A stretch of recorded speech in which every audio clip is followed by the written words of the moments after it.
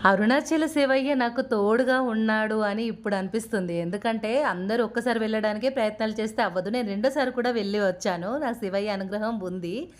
చాలా సంతోషంగా అనిపించింది. అయితే లాస్ట్ టైం వెళ్ళినప్పుడు, ఇప్పుడు ఏంటి తేడా అంటే, లాస్ట్ టైం వెళ్ళినప్పుడు మా రాజగోపురం దగ్గర కొబ్బరికాయ కొట్టేసి నెయ్యి దీపం వెలిగించి గిరి ప్రదక్షిణ స్టార్ట్ చేశాము.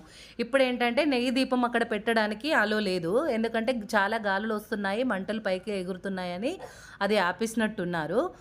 మేము అక్కడి నుంచి నేను కొబ్బరికాయ కొట్టేసి మేము అక్కడ 8 లింగాలున్న టెంపుల్స్ అన్నీ దర్శనం చేసుకుంటూ వెళ్ళాము. అలా వెళ్తుండగా కాళీమాత దేవాలయం దగ్గర ఇలా ట్రాన్స్‌జెండర్స్ అయితే నిమ్మకాయతోటి దిష్టి తీస్తారు కదా!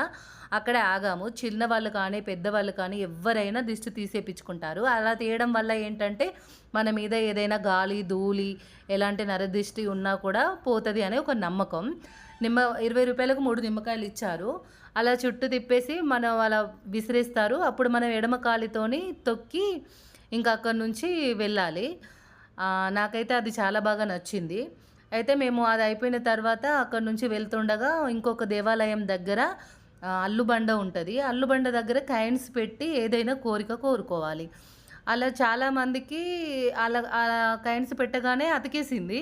కొంతమందికేమో అతకట్లేదు. పాపం చాలామంది డిసప్పాయింట్ అయిన వాళ్ళు కూడా ఉన్నారు. నేను చూసాను.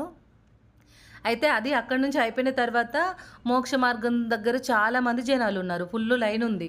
మేము వెళ్దామంటే ఇంకా 3, 4 అవర్స్ అక్కడనే వెయిట్ జేయాలి.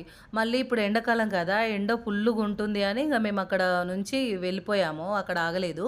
మనం వెళ్తుండే దారిలో ఇలా మ్యాప్ కూడా ఉంటది. 8 లింగాలు ఎక్కడి నుంచి ఎంత డిస్టెన్స్ ఉంటది అనేది గూడా మనకు మ్యాప్‌లో క్లియర్‌గా ఉంటది. అలా చూస్తూ మనం వెళ్ళొచ్చు.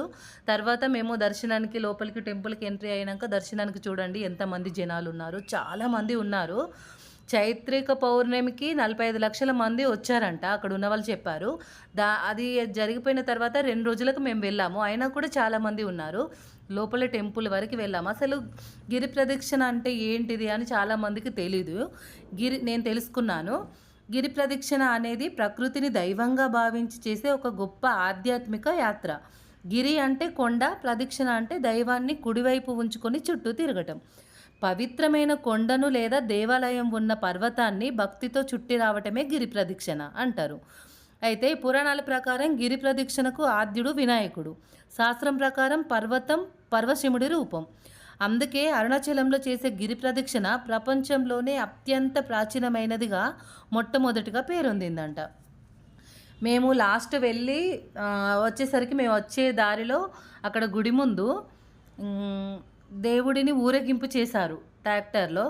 ఇంకా లోపల చాలామంది వెళ్ళని వాళ్ళు ఉంటారు కదా! లోపల నిజంగా శివయ్య మనం వెళ్ళినా కూడా ఇంత క్లియర్‌గా చూడము. ఈ వీడియోలో చూడండి. ఓం నమః శివాయ.